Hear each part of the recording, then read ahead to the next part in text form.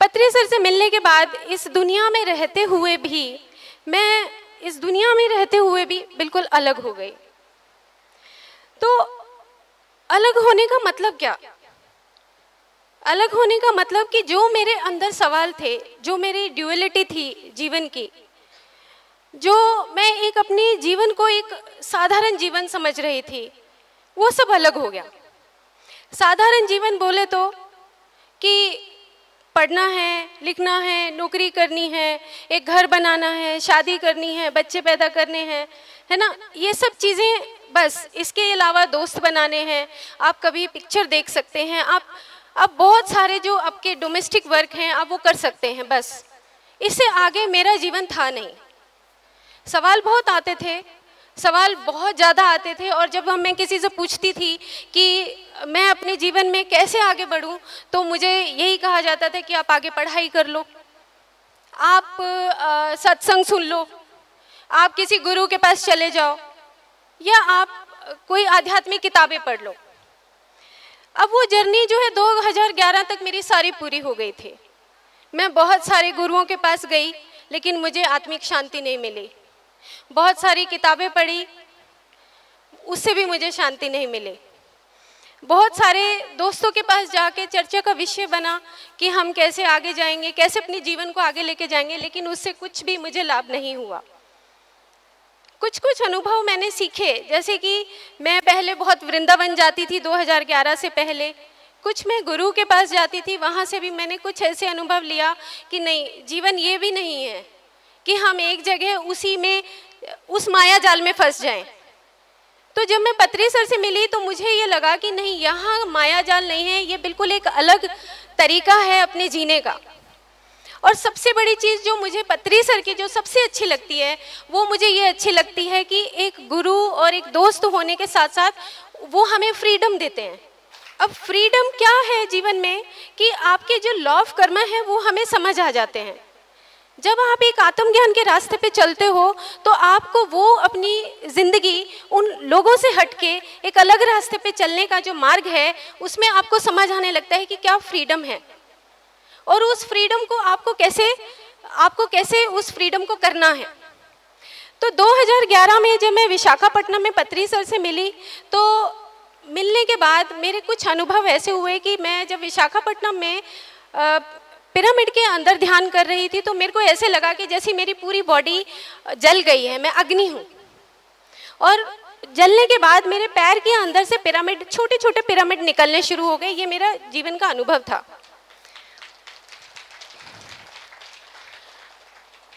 तो उसको लेकर मेरे को ये था कि मैं अपने जीवन में, मुझे पिरामिड तो बनाने हैं, कहीं मेरा जो पूर्व जन्म है मेरे, कहीं वो पिरामिड से संबंधित हैं। इतना सा मुझे उस वक्त 2011 में समझ आ गया था कि मैं अपने जीवन से मैं अलग तो हूँ, लेकिन उसमें मुझे पिरामिड के बारे में क्या करना है, इतना मुझे समझ आया कि मेरे पैर के अंदर से छोटे छोटे पिरामिड हैं, तो मुझे मेरा कुछ जीवन का पर्पस कुछ अलग है। ये मुझे वहाँ पर 2011 में क्लैरिटी हो गई थी। अब जब मैं पत्री सर से 2011 में मिली थी, तो उससे पहले चंडीगढ़ में ध्यान होता था। तो जब ध्यान की क्लासेस मैंने वहाँ पर 2 महीने अटेंड किया, तो आज का जो मेरा टॉपिक है एस्ट्रल बॉडी और उसका जो स्टोर हाउस ऑफ एक्सपीरियंसेस है, उसी से संबंधित मैं आपको कुछ मिनट के लिए आपको उसके बारे में बताऊंगी। जैसे कि जब मैं ध्यान में पहले दिन बैठी, तो मेरी फिजिकल बॉडी से मेरी एस्ट्रल बॉडी फर्स्ट डे अलग हो गई थी।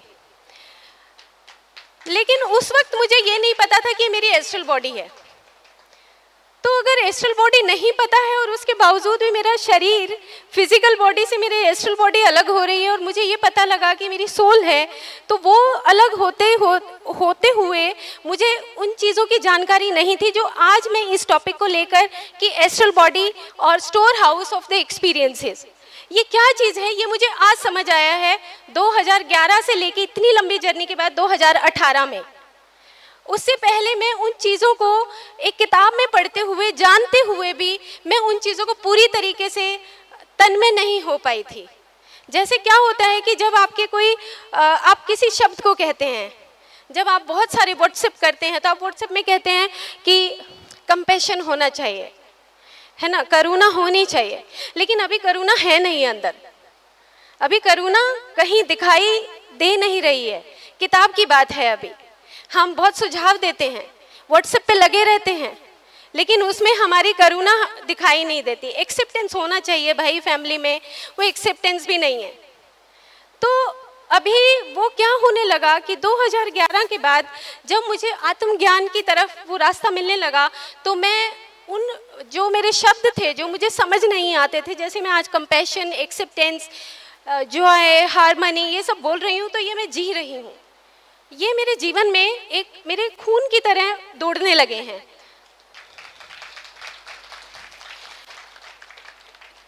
– 2011 से लेके 2018 तक के सफ़र में, 2011 में जब मैं सर से मिली, तो उसके बाद आने के बाद मैंने निश्चय किया कि मैं 100% अपने आयुष डिपार्टमेंट में एक पिरामिड बनाऊंगी। मैं वहाँ से ये निर्णय लेकर आई, और उसके साथ साथ मुझे जो मेरे अनुभव थे, क्या होता है कि एक जो आपकी लाइफ जर्नी है 2011 से लेके 2018 तक, तो उसमें अलग अलग तरह के मेरी लाइफ में फेजेस आए। मेरी लाइफ के पहला जो फेज़ था 1 साल का, उसमें मुझे शायद मास्टर्स ने मुझे ये मंजूर होगा उनको कि ये सिखाना है कि कैसे बॉडी, फिजिकल बॉडी से एस्ट्रल बॉडी अलग होती है।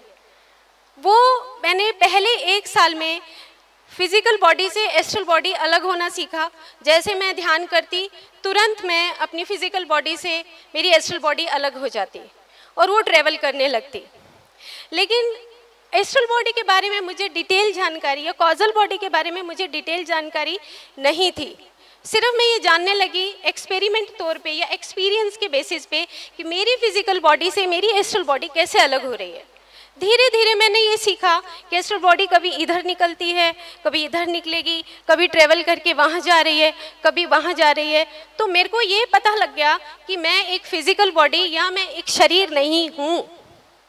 ये मेरे को कंफर्म हो गया अपने जीवन में कि मैं शरीर तो नहीं हूँ जिसके सहारे हम बहुत सारे लोग अपने जीवन में बिना मेडिटेशन के, बिना ध्यान के अपने आप को शरीर समझ बैठते हैं। ये मेरे जीवन में एक पहले साल में मेरे जीवन में बदलाव आया कि नहीं, मैं शरीर नहीं हूँ, मैं फिजिकल बॉडी नहीं हूँ, मेरे अंदर एक एस्ट्रल बॉडी है जो रोटेट करती है, वो घूमती है, वो ट्रेवल हो सकती है।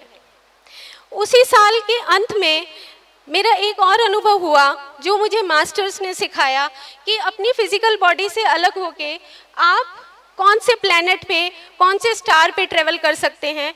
ये भी मैंने पहले साल के और 1.5 साल के लगभग ये मैंने सीखा कि आपकी जो फिजिकल बॉडी से जब आपकी एस्ट्रल बॉडी अलग होती है, तो आप एस्ट्रल बॉडी के साथ आप कहाँ कहाँ ट्रेवल कर सकते हैं। ये मास्टर्स ने मुझे पहले के 1.5 साल में सिखाया। अब ये सिखाते सिखाते मुझे बहुत सारी मेरी जो बुक्स थी, जो मुझे इंट्यूटिवली मुझे मास्टर्स ने बताई कि अभी तुम्हारा ये बुक पढ़ने का टाइम है।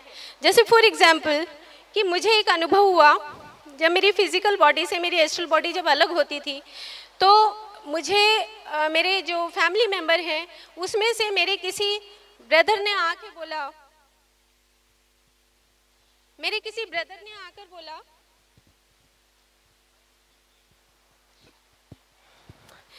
ब्रदर ने आके बोला कि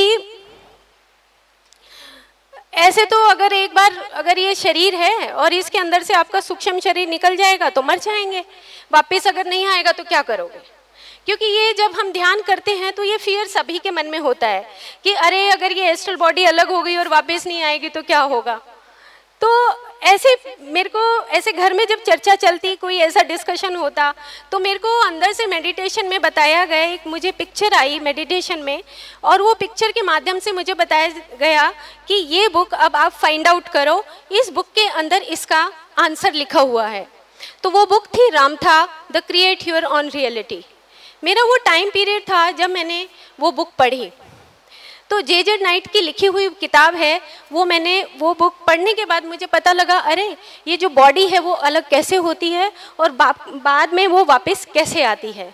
तो मुझे ये पता लगने के बाद मेरा कॉन्फिडेंस इंक्रीज हो गया कि यस, मैं उस मेडिटेशन में सही जा रही हूँ। उसके साथ साथ जब भी मेरी पत्री सर से मुलाकात होती, तो जब मैं पत्री सर से मिलती तो पत्री सर सबसे पहले यही पूछते हैं, हाँ तुम्हारा अनुभव बताओ, क्या किया, बताइए अपना अनुभव। तो जब मैं अपना अनुभव बताती तो मैं कॉन्फिडेंट हो जाती। तो मेरी जर्नी पहले 2 साल में ऐसे बढ़ती चली गई, और ऐसे बढ़ते बढ़ते मुझे ये पता लगना शुरू हुआ कि मेरी एक फिजिकल बॉडी है, एक मेरी एस्ट्रल बॉडी है, एक मेरी कॉजल बॉडी है, कारण शरीर है। तो मुझे ऐसे पता लगते लगते मेरी दूसरी तरफ जो मेरी ऑफिस की लाइफ थी उसमें मैं अपना पिरामिड बनाने की एक फाइल मूव हो गई। तो जो पिरामिड है वो आप देख रहे होंगे कि ये आयुष में पिरामिड 3 साल में गवर्नमेंट ऑफ हरियाणा ने 3 साल में ये पिरामिड सरकार की तरफ से बना।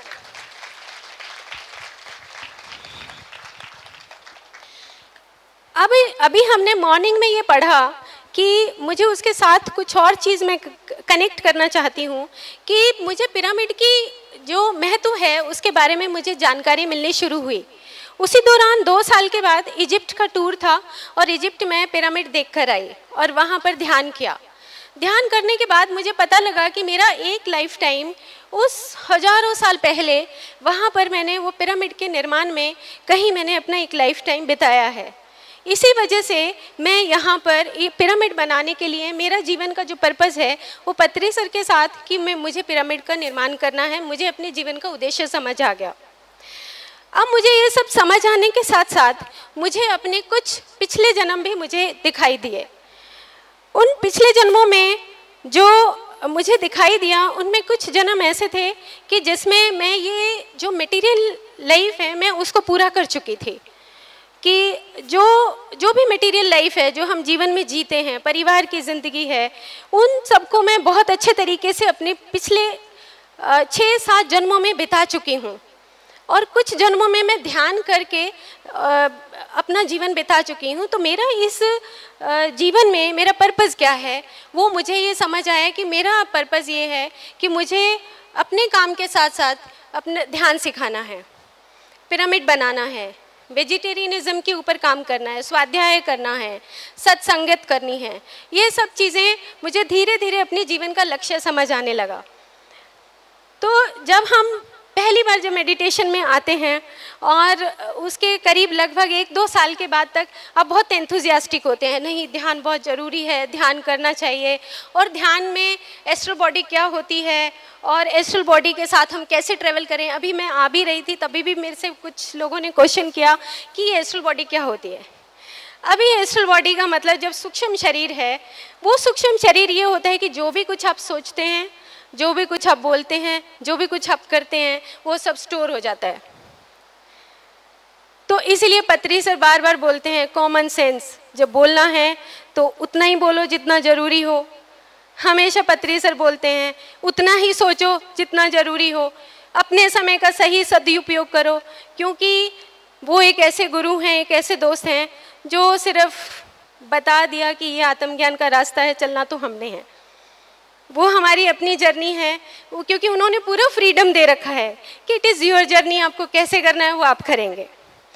तो जब हमें ये समझ आ गया, इनकी प्राइम एजुकेशन जो मैंने अपने जीवन में आगे 2011, 2012, 2013 और 14 ये मैंने अपनी प्राइम एजुकेशन मैंने पत्री सर से सीखी, बहुत सारे पिरामिड मास्टर से सीखी। वो मैंने ये सीखा, जब भी हम पत्री सर के पास बैठते हैं तो ये बात करते हैं कि कैसे खाना है, कितना बोलना है, कब बोलना है, क्या बोलना है, कितना बोलना है। आपके पास आपका कोई समय खराब नहीं होना चाहिए, क्योंकि जो ये बॉडी है हमें जो मिली है, इसके अंदर जो हमारी एस्ट्रल बॉडी है ये स्टोर हाउस है। अब ये स्टोर हाउस है तो इसमें स्टोर हाउस में क्या स्टोर करेंगे हम? अपने उन क्षणों को बर्बाद करके भी स्टोर कर सकते हैं, फिजूल की बातें करके भी स्टोर कर सकते हैं, है ना, फिजूल का टाइम बर्बाद करके भी स्टोर कर सकते हैं। लेकिन अगर मुझे ये समझ आ गया कि ये मेरा स्टोर हाउस है, ये मेरी एस्ट्रल बॉडी है जो मेरे आगे के लिए ट्रेवल करेगी, तो वो मैं उसमें ज़्यादा एक पर्टिकुलर हो जाऊंगी कि नो, मुझे अपने इन 24 घंटों को सही इस्तेमाल करना है। ये जीवन की एक ऐसी यात्रा है जो चलती रहती है और इम्प्रूव होती रहती है। एकदम से 2011 में मैं ये सोचती थी कि मैंने अभी एक सोल जर्नी किताब पढ़ लिया, एक मैंने रामथा को पढ़ लिया, एक मैंने लोबसाम रंपा की बुक थी यू फॉर एवर, वो मैंने पढ़ लिया। और वो बुक पढ़ने के बाद भी मुझे ये समझ आया कि हम एक मसल्स नहीं हैं, बोन नहीं हैं, हम एक मेटाफिजिकल बीइंग है, जो हम छोटे छोटे एटम से, मॉलिक्यूल से, हम इन चीज़ों से मिलकर बने हुए हैं। तो ये चीज़ मुझे यू फॉर एवर बुक पढ़ने के बाद मुझे ये क्लियर हुआ। तो इस तरीके से मेरा जो जर्नी है वो धीरे धीरे 2011 टू 14 मुझे अपनी बॉडी से बाहर के एक्सपीरियंसेस ज़्यादा हुए और दूसरे देशों में ट्रेवल किया पत्री सर के साथ, जैसे बॉस्निया जाने का, आर्मेनिया जाने का, जॉर्जिया जाने का, स्विट्ज़रलैंड, सिंगापुर, मलेशिया, ये बहुत सारे कंट्रीज़ में मुझे जाने का पत्री सर के साथ सानिध्य प्राप्त हुआ। और जिससे जो मेरी जर्नी जो 2011 में जो थी, उससे पहले की जो जर्नी थी उससे बिल्कुल अलग थी, बिल्कुल अलग। और मैं ये समझती हूँ कि जो अलग है, अलग होने का मतलब है कि कुछ तो पाया है, नहीं तो वो एक कॉमन ज़िंदगी में आप वही चीज़ करते जा रहे हैं, कितना करेंगे यार, कितना करेंगे, कितनी बार अपने फर्श को रगड़ेंगे घर में, कितनी बार कपड़े धो धो के हम प्रेस करेंगे, यार हो गया बस, बहुत हो गया। अभी उस जर्नी से बाहर निकल के दूसरों को ध्यान सिखाते हैं तो इतना आनंद आता है। मेरे यहाँ पे बहुत सारे पिरामिड मास्टर्स बैठे हैं जो हरियाणा से आए हुए हैं, लगभग 80 के करीब पिरामिड मास्टर्स हैं। मैं उनका तहे दिल से थैंक यू करती हूँ कि वो लगभग 1 साल से वो ध्यान कर रहे हैं और ध्यान करने से उनके जीवन में पूरा बदलाव है, पूरा जीवन उनका बदल गया है। तो हमारी जो जर्नी है वो धीरे धीरे आगे बढ़ती रहती है, अनंत है ये। मैं एक बार पत्री सर से, जब मैं बॉस्निया में थी, तो पत्री सर को मैंने कहा कि सर मेरे बच्चे बड़े हो गए हैं और अब मैं पूरा ध्यान पर देना चाहती हूँ। तो पत्री सर ने कहा कि नो वरी नो हरी, अगले जन्म भी हैं, क्यों जल्दी कर रही हो।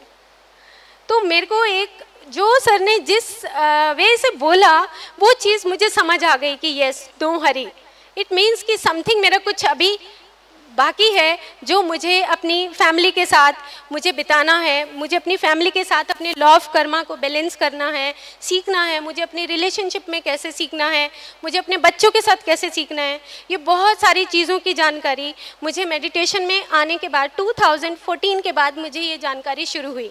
2014 तक मैं सिर्फ 2 ही चीज़ों पे मास्टर्स ने मुझे सिखाया कि मैं अपनी एस्ट्रल बॉडी को कैसे अलग कर सकती हूँ, मेरे पिछले पूर्व जन्म क्या हैं, उन पूर्व जन्मों की वजह से मेरे जो सवाल थे वो कैसे मेरे ख़त्म हुए, और उसके बाद इनके बाद जो मेरी जर्नी है आगे पिरामिड बनने के बाद मुझे अब अपने जीवन में क्या करना है, ये सब चीज़ें धीरे धीरे 2015 तक मेरे जीवन में बिल्कुल क्लियर हो गया कि मैंने क्या करना है। मैं उस अंधकार से रोशनी की तरफ आने लगी।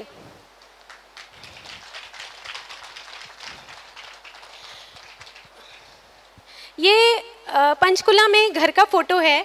घर में भी हमारे 2nd फ्लोर पे ये पिरामिड बनाया है। 20 बाय 20 का ये पिरामिड है, जो इसके अंदर अभी बहुत सारे लोग आते हैं जो ध्यान करते हैं वहाँ पर पंचकुला में। और पत्री सर ने इस घर के पिरामिड का इनॉग्रेशन किया था। तो जब पत्री सर ने इनॉग्रेशन किया तो बहुत सारे लोग जब बैठे थे, तो पत्री सर से जब बात हो रही थी तो उन्होंने 2 बातें मुझे कही। उन्होंने कहा कि मोर रूटेड मोर फ्रूटेड। अब ये बात क्या थी, क्योंकि मेरे बहुत सारे फैमिली मेम्बर्स बैठे हुए थे, शायद मैं उस वक्त अपने जीवन में अपने फैमिली मेम्बर्स के साथ इतना कनेक्टेड नहीं थी जो आज कनेक्टेड हूँ। आज मेरे इन-लॉज़ की तरफ से 40 मेम्बर्स यहाँ पर आए हुए हैं, 40 मेंबर्स गांव से आए हुए हैं, मेरे सारे नंदे देवर सब आए हुए हैं, all are present here. Just because कि मुझे ये जो सूत्र दिया सर ने कि आपको how to develop your relationship, आपको अपने जीवन में उस रिलेशनशिप में कैसे काम करना है, ये भी मुझे मेडिटेशन से आया। क्योंकि ये प्राइम एजुकेशन है जो हम शायद जीवन में खो देते हैं। बहुत डिग्रियां कर ली, अभी भी मैं पेपर दे रही हूँ, पेपर देने के बाद भी मतलब मुझे ये है कि मैं इतनी डिग्रियां करने के बाद भी आई एम नॉट परफेक्ट। मैंने अपने जीवन में अपना आयुर्वेदा का ग्रेजुएशन किया, लॉ का ग्रेजुएशन किया, उसके बाद मैंने फ़िलासफ़ी एमए फ़िलासफ़ी किया, मैंने योगा मेडिटेशन किया, मैंने डाइटेटिक्स में पोस्ट ग्रेजुएशन किया। इतने सारी डिग्रियों के साथ भी आई वॉज इम्परफेक्ट, क्योंकि मुझे लगा कि जो मेरे जीवन में अभी कमी है, जो सर ने मुझे सूत्र दिया कि मोर रूटेड मोर फ्रूटेड, ये मुझे समझ आया कि कहीं ना कहीं मेरे जीवन में कुछ मेरे में कमी है, जो गैप है, जो मुझे पूरा करना है। तो अब क्या हुआ कि 2015 में 2015 में मेरी जर्नी ने हल्का सा टर्न लिया। मेरी डॉटर बड़ी हो रही थी, तो जैसे मेरी डॉटर जो बड़ी हो रही थी तो आपस में एक एडोलेसेंट ग्रुप में और एक पेरेंट में क्लैश रहता है, आपको ये फैशन नहीं करना, या मैं एज ए मदर बहुत अथॉरिटेटिवली बोलती थी। मेरे बिहेवियर में, स्पिरिचुअलिटी में होते हुए भी मेरे बिहेवियर में लिटिल बिट फ़र्क था कि ओके ठीक है, मुझे समझ आ रहा था। लेकिन मुझे एक अंदर से फिर से मेडिटेशन में आया कि अभी आपको कन्वर्सेशन विद गॉड आपको पढ़ना चाहिए, सेकंड पार्ट। सीधा मेडिटेशन में मुझे मास्टर्स ने कहा कि अभी this is the time you go for the conversation with God, second part. अभी मुझे ये जानकारी नहीं थी, मैं बेंगलोर वैली से आई थी और मैं बाय चांस वो बुक ले आई साथ में। तो मैंने देखा अपनी स्पिरिचुअल लाइब्रेरी में, तो वो बुक मेरे पास थी। वो बुक जब मैंने पढ़ी तो उसके में पढ़ने के बाद मुझे पता लगा कि जो हमारे बच्चे हैं वो हमारे वोम को चुनते हैं, वो हमारे बच्चे हमारी जायदाद नहीं है, वो हमें चुनते हैं। कोई तो माध्यम होगा ना धरती पे आने के लिए, तो अब वो माध्यम उसने, मेरी डॉटर ने, मेरे सन ने चुना है मुझे, लेकिन मैं उसके ऊपर वो थोप नहीं सकती जो कुछ भी मैंने अपने समाज से सीखा। मेरा थोपने का कोई मतलब नहीं है। वो चीज़ क्लैरिटी मुझे कन्वर्सेशन विद गॉड पढ़ने के बाद हुई कि नहीं, दे आर इंडिविजुअल पर्सनैलिटी, उनकी अपनी एक इंडिविजुअल पर्सनैलिटी है जो उनको जीने का हक है, उनको जीने देना चाहिए। ये चीज़ मैंने अपने मेडिटेशन में आने के बाद 2014 और 15 में ये मैंने सीखा, और उसके बाद मेरे जीवन का जो घर का सीन था वो टोटल बदल गया। बच्चों के अंदर एक जो फ्रेंडशिप है, वो एक फ्रेंडशिप आ गई। हम एक दूसरे से बात करने लगे, बोलने लगे, बिहेवियर में चेंज आ गया, मैं सॉफ्ट हो गई।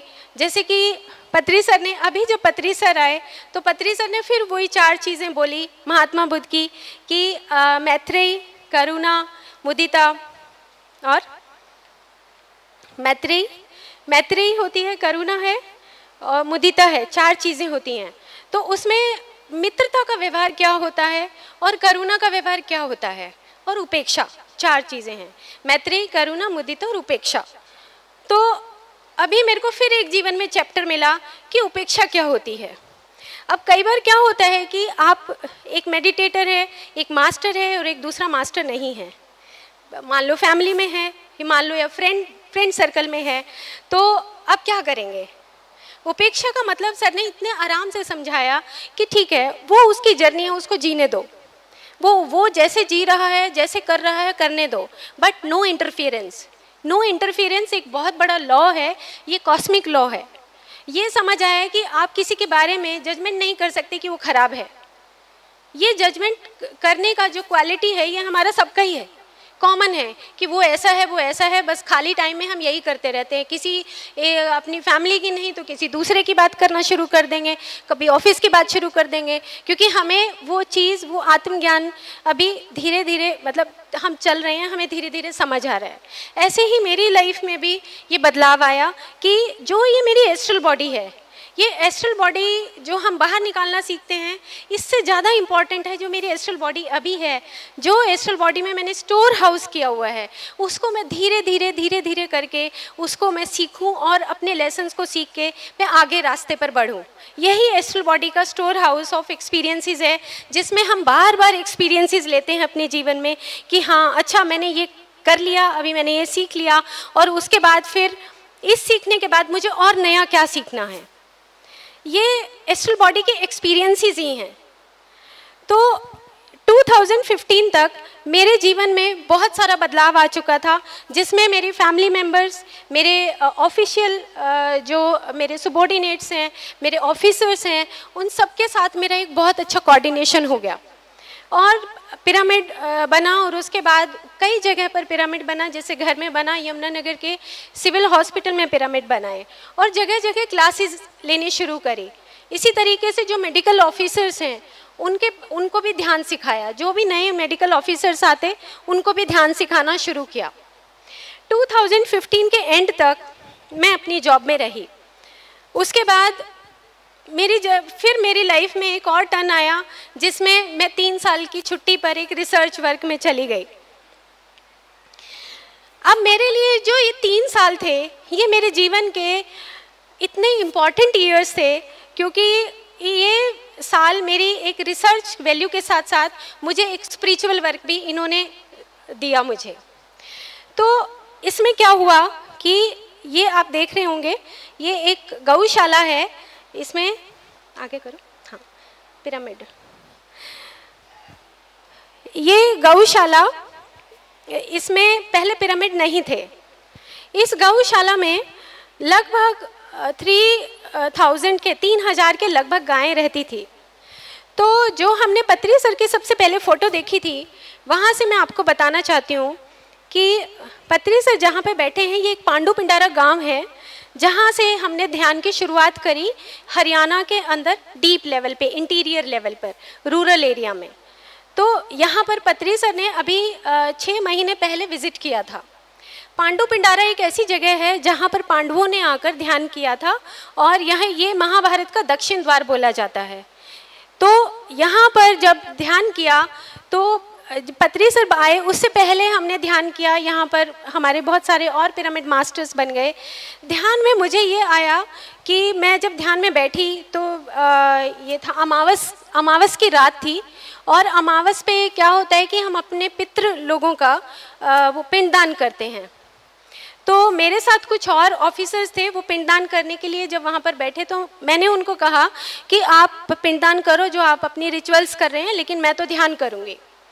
तो जब वो पिंडदान जब वो कर रहे थे तो ध्यान में मुझे पूरा महाभारत का जो सीन है, जो लास्ट सीन है जिसमें बहुत सारे योद्धा मारे गए थे, वो मुझे उस मेडिटेशन में आया कि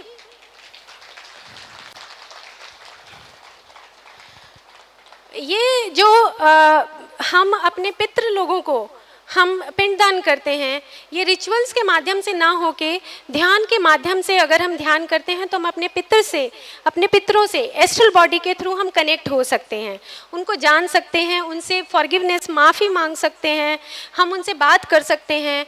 ये चीज़ें मुझे वहाँ पर दिखाई दी कि जो पितृ हैं वो रो रहे हैं। ये अनुभव मुझे वहाँ पर मेडिटेशन में बैठने के बाद मुझे ये आया।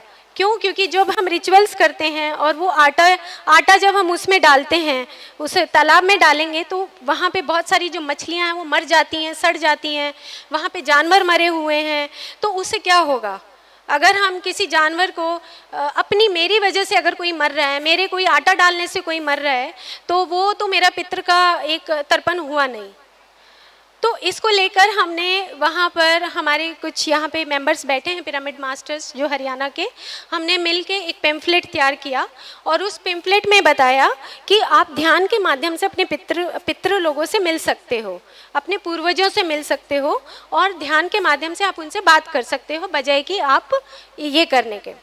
तो ये सब चीज़ें मेरे जीवन में धीरे धीरे बदलाव लाने लगी। तो वहाँ पर कुछ महीने जब मेडिटेशन चल रहा था, तो वहीं पर बैठे बैठे किसी ने ऐसे ही बोल दिया कि एक गौशाला है, उसमें बहुत बुरी हालत है, आप गौशाला में जाइए और गौशाला में आप जाकर ना कुछ आप दान देना चाहते हैं तो दान दीजिए। तो हम लगभग 10 के लगभग लोग थे और हमने वहाँ पर जाने के बाद हम एक गुड़ ले गए, 5 किलो का जैसे थैली है वो गुड़ की ले गए कि हम उन लोगों को वहाँ पे गायों को दे देंगे। लेकिन अब 3000 गायों के सामने तो 5 किलो कुछ भी नहीं, और वो ऐसे भाग रही हैं कि किसको दें और किसको नहीं दें।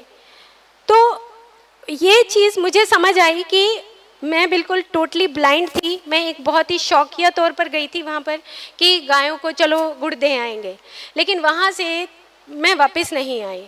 मुझे लगा कि यहाँ पर मेरा वर्क है, अभी मुझे कुछ करना है यहाँ पर।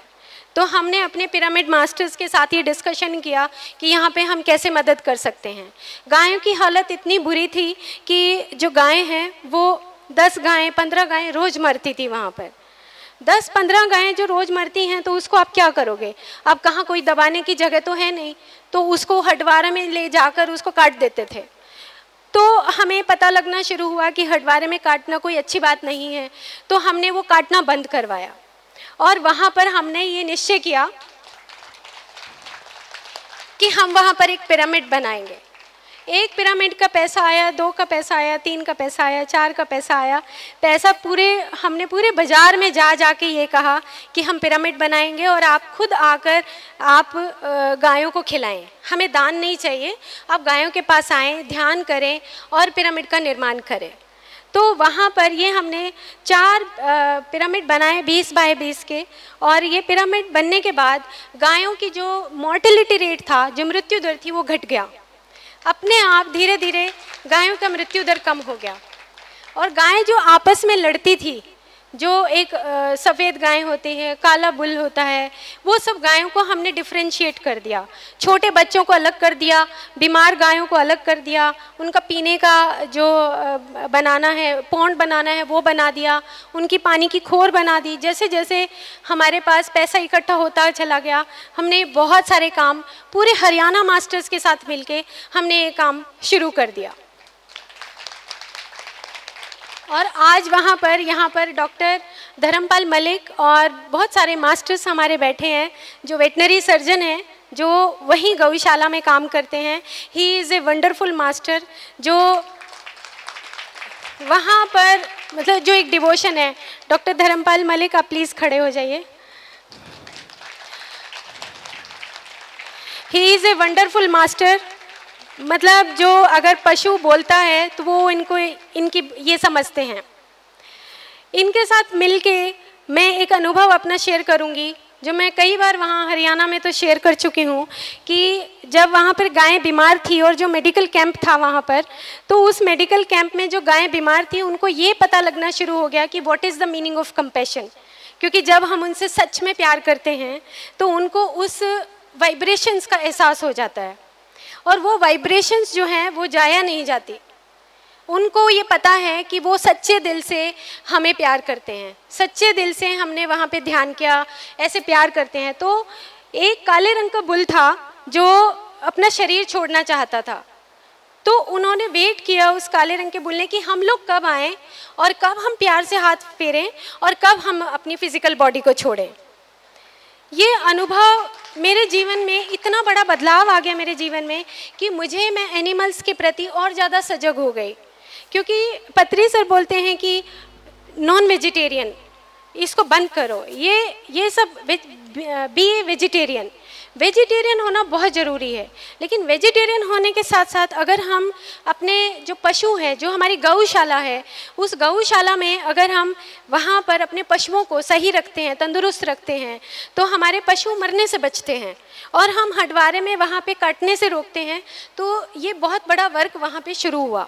धीरे धीरे यहाँ पे बहुत सारे मास्टर्स हैं जो इस तरीके से जुड़ते चले गए। एक नहीं, लगभग हमने 25,000 लोगों को मेडिटेशन सिखाया, जिसमें हमारे हरियाणा के मास्टर्स और साथ में राम राजू सर, रागिनी मैडम, शिवराम अप्पा राव सर, विशाखापट्टनम टीम, इन सब की मैं इतनी थैंकफुल हूँ कि जब भी हमने इनको कॉल किया वो 10-10 दिन रुक के, 5-5 दिन रुक के वो आते हैं और वहाँ पे सिखा के जाते हैं और उसके बाद फिर वो वापस चले जाते हैं।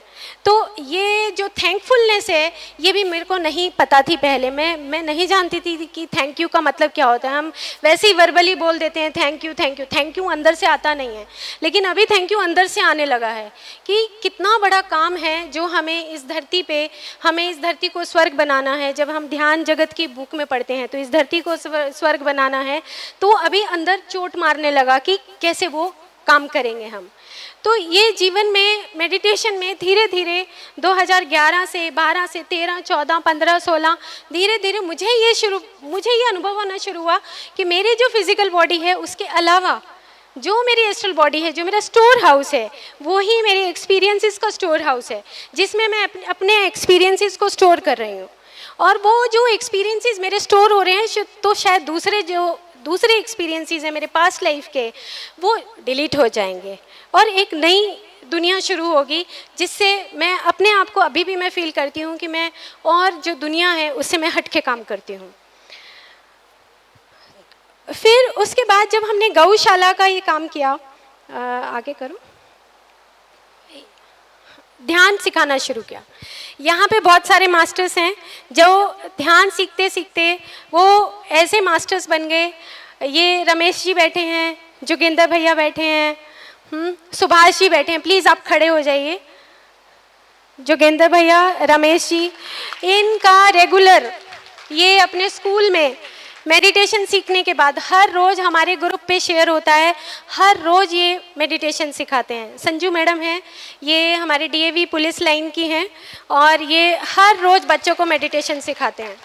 तो ये कुछ मेडिटेशन की फ़ोटोग्राफ है जो आप देखेंगे, तो ये सारी फ़ोटोग्राफ्स इसी मेडिटेशन से संबंधित हैं, जो डेली रेगुलर वहाँ पे मेडिटेशन होता है। अब अगर हम कहीं बाहर जाते हैं, 2 मास्टर्स कहीं बाहर जाते हैं, तो बहुत सारे मास्टर्स जो हमारे विलेज से आए हैं, ये मास्टर्स भी अपना काम संभाल लेते हैं। तो इसमें एक गांव है जो निर्जन है, ये लास्ट में आएगा। ये निर्जन की फ़ोटोग्राफ है। ये निर्जन की जो फोटोग्राफ है, इसमें ये जितनी भी हमारे यहाँ पे विलेजर्स बैठी हैं, ये फोटोग्राफ इन्हीं मास्टर्स की है। और जब मैं इन मास्टर्स को देखती हूँ तो मुझे ऐसा फील होता है कि ये जितने भी गांव की जो महिलाएं हैं, ये मास्टर्स हैं, पिरामिड मास्टर्स हैं, ये सब महिलाएं, ऐसे लगता है जैसे पक्षियों में हंस होता है, तो ऐसे ही मुझे ये दूर से दिखते हैं। हर रोज़ रेगुलर, कोई जाए ना जाए, लेकिन पिरामिड बनने के बाद, निर्जन में पिरामिड बनने के बाद, ये हर रोज़ रेगुलर 1.5 घंटे का मेडिटेशन वहाँ पर होता है। 1.5 घंटे मेडिटेशन इतना रेगुलर है और उनके पूरे जीवन में बदलाव आ गया है। तो ये जर्नी रही 2011 से और 2016-17 तक की ये जर्नी थी। अभी रिसेंटली जब ये टॉपिक रखा गया कि astral body and the store house of experiences, तो इसके साथ में एक किताब पढ़ रही थी, उसका नाम है causal body and the ego, written by Arthur E Powell. उनकी किताब है, तो उसके लगभग 300 पेज हैं, जिसमें से मैं 150 पेज इसको पढ़ चुकी हूँ। इसके बीच में ये प्रोग्राम आ गया, तो इसमें मैं अपने आप को शेयर करना चाहूँगी कि मैं 2011 में जब एस्ट्रल बॉडी सोचती थी, तो एस्ट्रल बॉडी कुछ और थी। जब तो मेरे लिए बस ये था कि मैंने एक्सपीरियंस किया और मेरी बॉडी में से, मेरी फिजिकल बॉडी से एस्ट्रल बॉडी अलग हो गई, ठीक है, ओके, ये एक ट्रेवल है जो सीखना है, जो मास्टर्स सिखाना चाहते हैं। लेकिन अब ये क्या चीज़ है और मैं उसको कैसे जीऊँ? अब ये कनेक्शन बहुत इम्पॉर्टेंट है। इसमें मैं कुछ आयुर्वेद के कुछ पॉइंट्स डालना चाहती हूँ, क्योंकि जब मैं ये बुक पढ़ रही थी causal body and the ego, तो इसमें मुझे ये बात समझ आई कि हमारे आयुर्वेद में बोला जाता है कि जब मनुष्य की उत्पत्ति होती है तो 5 तन्मात्राओं से होती है। 5 तन्मात्रा मतलब 5 महाभूत और साथ में 5 तन्मात्राएं। 5 तन्मात्राएं जो होती हैं, जैसे हम बोलते हैं शब्द, स्पर्श, रूप, रस, गंध, ये 5 तन्मात्राएं हैं। 5 तन्मात्राएं, मैं इधर तो आयुर्वेद पढ़ा और इधर जब मैं causal body and the ego पढ़ रही थी और मुझे पता लगा कि एस्ट्रल बॉडी स्टोर हाउस कैसे होता है, तो ये मुझे जानकारी जब इस किताब के पढ़ते हुए मुझे हुई, जो मैं आज आपको बताना चाहती हूँ कि जब हम जन्म लेते हैं, एक कोशिका से 2 कोशिका, 4 कोशिका, 6 कोशिका, ऐसे बनते चले जाते हैं, लेकिन उसका एक एरिया सीमित होता है। एरिया सीमित होने का मतलब कि जब भी कोई प्लांट, कोई मिनरल, कोई एनिमल या कोई ह्यूमन जब जन्म लेता है तो उसका एक एरिया स्पेसिफाई होता है। ऐसे स्पेसिफाई जो होगा वो आकाश तत्व है, यानी कि शब्द, आवाज़, जो आपका नाद है, वो एक एरिया स्पेसिफाई होता है। उसको बहुत आसान तरीके से समझने के लिए, जैसे आप एक मूली का पत्ता है, मूली का पत्ता कितना बढ़ेगा? इतना बढ़ जाएगा कि वो बहुत बड़ा हो जाएगा? नहीं, उसका एक लिमिटेशन है, वो उसकी लिमिट है। आप एक सेब के पेड़ देखेंगे तो तो सेब का साइज इतना बड़ा तो नहीं होता, उसका भी एक साइज है। तो जो लिमिट तय करता है, जो एरिया तय करता है, वो हमारा आकाश तत्व होता है। उस तन मात्रा में जो एरिया तय करना है, सेम इसी तरीके से हमारे भी शरीर के अंदर जब सेल्स डिफाइन करना शुरू होती हैं और जब हम मृत्यु की तरफ जाते हैं, तब दोनों वक्त हमारी डेफिनेशन हमें पता होनी चाहिए कि मेरा एरिया कितना है। मैं उस एरिया को एक तरफ बढ़ाना शुरू करती हूँ, ये मेरा मन है, मैं उधर मटेरियलिज्म में जा रही हूँ, मैं फार्म हाउस खरीद रही हूँ, मैं ये कर रही हूँ, तो मेरा एरिया किधर बढ़ गया, मैं एरिया को भूल गई। मुझे causal body and the ego में ये समझ आया कि यस, हमारी एक एरिया होता है, हमारी एक डायमेंशन होती है जिसको लेकर हमारा निर्माण होता है, हमारे शरीर का निर्माण होता है, हमारी एस्ट्रल बॉडी का निर्माण होता है, हमारी कॉजल बॉडी का निर्माण होता है। वो हमारा निर्माण होता है हमारी तन मात्राओं से। अब जब आकाश तत्व ने एक एरिया लिमिट कर दिया, उसके बाद आता है हमारा वायु तत्व। वायु क्या करता है? वाइब्रेशन क्रिएट करता है, ऐसे वाइब्रेशन करेगा। और इसमें हमारे आयुर्वेद में एक लिखा है कि दिशा और काल ही तय करते हैं सारा हमारे डायमेंशंस। एरिया तय कर दिया बाय आकाश तत्व ने, और जो वाइब्रेशन होगी तो तय करेगा कि हमें ऐसे चलना है या ऐसे चलना है। वर्टिकल है, एनिमल्स सब वर्टिकल्स का ब्रीदिंग इस टाइप से होता है, कोई ऐसे खड़ा करके सांस नहीं लेता है, सबका वर्टिकल ब्रीदिंग है ऐसे, और हमारा ऐसे है, वर्टिकल है, उनका हॉरिजॉन्टल है। अब जब हमारा वर्टिकल ब्रीदिंग होता है तो हमारी जो वाइब्रेशंस हैं, जो वायु है, वो आपस में टकराता है, उससे हमारी जो दिशा है वो तय होती है।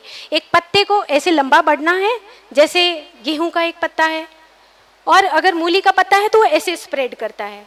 तो ये जो डायमेंशन तय करता है वो वायु तत्व करता है, वो एयर एलिमेंट करता है। इन द सेम वे, अगर हमारा, अब इम्पॉर्टेंट पॉइंट है कि अगर हमारा ब्रीदिंग पैटर्न ठीक है, अगर हम मन में ज़्यादा नहीं उलझे हुए हैं, अगर हमारा ब्रीदिंग जहाँ से हमने जन्म लिया है, वो सोल आई, उसने कॉन्शियसनेस आया और हमारी ब्रीदिंग शुरू हुई, तो दैट इज़ द एरिया, वो जो वर्टिकल एरिया है, वहीं से हमें वापस भी जाना है। तो हमारा, इसीलिए मुझे लगता है, मेरा व्यू है, पत्री सर हमेशा फोकस करते हैं कि आप अपनी breathing, observe your breathing, observe your breathing, observe your breathing. जब आप ब्रीदिंग करते हैं तो आपकी वो जो डायमेंशंस हैं, जो मिस डायमेंशंस हो जाती हैं, वो सही डायमेंशनली आपकी इम्प्रूव करने लगती हैं। शायद इसी के आधार पे आपकी बीमारियां भी दूर हो जाती हैं शायद,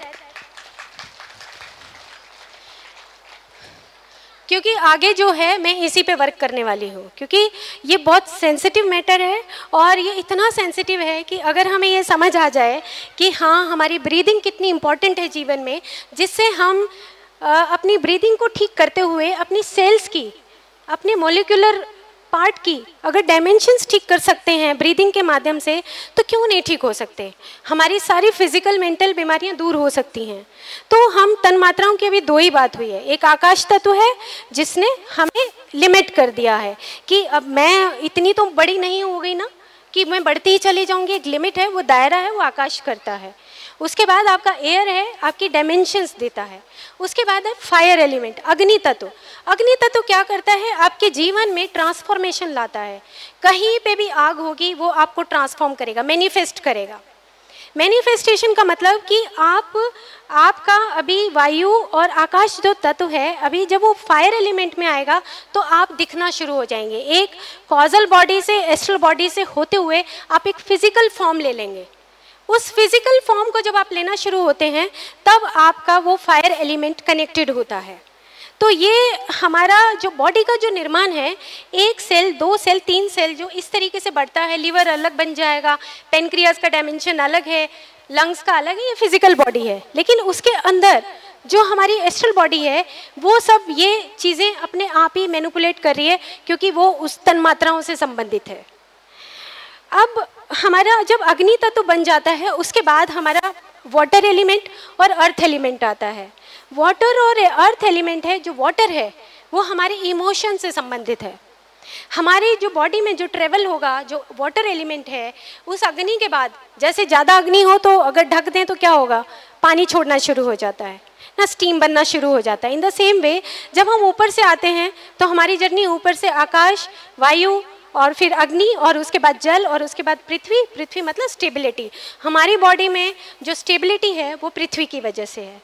तो ये 5 तन मात्राएं हैं जो मैंने causal body and the ego में, आर्थर ई पॉवेल की जो सीक्रेट बाइबल है उसमें मैंने पढ़ा। तो बहुत देर तक तो मैं एकदम से सन्न रह गई कि इधर मैंने आयुर्वेद का तन मात्रा पढ़ा और इधर मैं उसको पढ़ रही हूँ। तो मैंने पूरे तरीके से कोरिलेट किया कि कैसे जो हमारी बॉडी है वो हमारी फिजिकल बॉडी और एस्ट्रल बॉडी और कॉजल बॉडी, हम कैसे इन तीनों बॉडीज से कनेक्टेड होते हैं। अब जब हम मिनरल किंगडम से ट्रेवल करते हुए जब हम प्लांट किंगडम में आते हैं, और प्लांट किंगडम में एस्ट्रल बॉडी बन चुकी होती है according to the Arthur E Powell. वो बोलते हैं कि जो इमोशंस हैं वो पौधों के भी होते हैं। वो इमोशंस रखते हैं क्योंकि जो हम सोम बोलते हैं इसको, कि जो जल तत्व है उसी से हमारी पूरी धरती की जो प्रकृति है उसका निर्माण हुआ है, सोम तत्व से, यानी कि जल तत्व से, जो उसके अंदर रस से भरा हुआ है। तो वो जो रस है वो हमारा जो सोम तत्व है उसी से हमारा पूरा प्लांट किंगडम बना है। उसके बाद आता है एनिमल किंगडम। एनिमल किंगडम में एक तरह का जो माइंड है, लोअर माइंड और हायर माइंड, 2 माइंड होते हैं। लोअर माइंड एनिमल किंगडम में है, हायर माइंड ह्यूमन किंगडम में है, मनुष्य में है। तो जो लोअर माइंड है उसमें क्या होता है कि वो जैसे बच्चे पैदा करना, सेक्स करना, घर बनाना, ये सब चीज़ें लोअर माइंड है। ओके कि ठीक है, it is the necessary of the life, ये नेसेसिटी है जो हम सब एनिमल्स करते हैं। वो डॉग्स को कोई नहीं सिखाता कि बच्चे कैसे पैदा करने हैं, वो वहीं से ट्रेवल होकर आता है कि आपकी जो एस्ट्रल बॉडी है, एस्ट्रल बॉडी के बाद जब आप उस फिजिकल फॉर्म में आते हैं तो ये सब चीज़ें अपने जीन्स के तौर पे वो सब जान जाते हैं। लेकिन जैसे ही हम ह्यूमन किंगडम में जन्म लेते हैं तो हमारी कॉजल बॉडी का निर्माण हो जाता है। कॉजल बॉडी मीन्स ईगो, यानी कि जो भी हम कुछ जोड़ेंगे, जो भी कुछ हम संचित करेंगे वो सब मेरा पार्ट है। जो भी मैं कुछ कर्म करूंगी वो भी मेरा पार्ट है, जो भी मैं कुछ सोचूंगी वो भी मेरा पार्ट है, जो भी मैं कुछ बोलूंगी वो भी मेरा पार्ट है। इसीलिए पत्री सर बहुत ही सिंप्लीफाई बोलते हैं कि अगर कुछ नहीं आपको फिजूल का बोलने से तो अच्छा है मुंह को बंद रखो, चुप हो जाओ। ये दिस इज कॉमन सेंस। लेकिन ये कॉमन सेंस भी आते आते हमें कई जन्म लग जाते हैं। लेकिन जब हम सर के सानिध्य में आते हैं तो मुझे तो ऐसा लगता है कि जीवन में बदलाव जो है ना तुरंत चुटकियों में हो जाता है। क्योंकि जब आप सर के साथ बैठते हो तो आपको ये पता लगता है, आप जागृत अवस्था में आ जाते हो, सुषुप्त अवस्था से आप जागृत हो जाते हो। और जैसे आप जागृत होते हो तो आपकी जो बॉडी है उसमें आपको ये पता है कि मुझे क्या संचित करना है। अब जब जैसे ये बता रही हूँ तो जब बहुत सारे मास्टर्स के साथ मेरी चर्चा चलती है वहाँ पे हरियाणा मास्टर्स के साथ, तो गीता के ऊपर भी बहुत सारी चर्चा चली है। तो उसके बीच में जो हमारे और मास्टर्स हैं जो हमारे आए हैं वहाँ यहाँ से हरियाणा से, तो उनके साथ जब चर्चा चलती है तो 3 चीज़ों पे, जैसे एक तो संचित कर्म है, जो आपने संचित कर दिया वो एक लाइफ टाइम में प्रारब्ध के रूप में आपके पास आ जाएगा। इसीलिए हमेशा pyramid masters no medicine no doctor, no doctor no medicine, इसके ऊपर बात करते हैं। क्यों? क्योंकि जो संचित है, जो प्रारब्ध है, वो तो हमें ही मिटाना है, कोई और नहीं करेगा। ये हमारा होमवर्क है जो अगर हम नहीं करेंगे तो हम शायद फिर नेक्स्ट लाइफ टाइम में करना पड़ेगा। जैसे हमेशा सर कहते हैं ओके अगर इस जन्म में ध्यान नहीं करोगे फिर सही, फिर कर लेंगे। तो ध्यान कितना इम्पोर्टेंट है जीवन में। हम वो सब कुछ करते हुए भी, हम सब बीच में रहते हुए भी, अपने लोगों के बीच में रहते हुए भी हम मेडिटेशन के माध्यम से, ध्यान के ఆత్మ జ్ఞానులకు నమస్కారం। యూట్యూబ్ లో పిఎంసి ఆన్లైన్ టీవీని వీక్షించడానికి సబ్స్క్రైబ్ చేసుకోండి। ప్రతిరోజు వచ్చే సరికొత్త అప్డేట్స్ కోసం బెల్ బటన్ నొక్కండి। ఆధ్యాత్మిక ప్రపంచంలో సంచలనం పిరమిడ్ మెడిటేషన్ ఛానల్ పిఎంసిని సులభంగా మన అరచేతిలో వీక్షించడానికి వచ్చేసింది PMC mobile app. Google play store నుంచి పిఎంసి యాప్ ని ఇప్పుడే డౌన్లోడ్ చేసుకోండి। పత్రిజీ ప్రత్యక్ష ప్రసారాలు, పిరమిడ్ న్యూస్, ధ్యానుల అనుభవాలతో పాటు మరెన్నో వినూత్నమైన కార్యక్రమాలను వీక్షించండి। పిఎంసి యాప్ మీ ఫోన్లో ఉంటే ఆధ్యాత్మిక ప్రపంచం మీతో ఉన్నట్లే। మిమ్మల్ని మీరు వెతుక్కోవడానికి నిరంతరం మీ వెంటే ఉంటుంది పిఎంసి